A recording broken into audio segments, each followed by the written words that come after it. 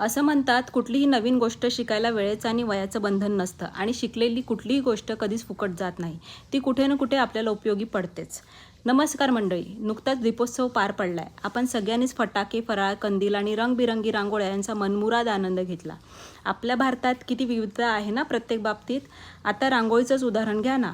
महाराष्ट्रात रांगोळी म्हणजे आपल्या ठिपक्यांची रांगोळी, संस्कार भारती रांगोळी इत्यादी प्रकार आहेत. तर दक्षिण भारतात कोलम, बंगालमध्ये अल्पोना अशा किती वेगवेगळ्या प्रकारात रांगोळ्या काढल्या जातात. अजूनही रांगोळीचे वेगवेगळे प्रकार प्रचलनात आहेत. त्यापैकी मी कोलम हा दक्षिणेतील रांगोळी प्रकार शिकायचा सध्या प्रयत्न करते.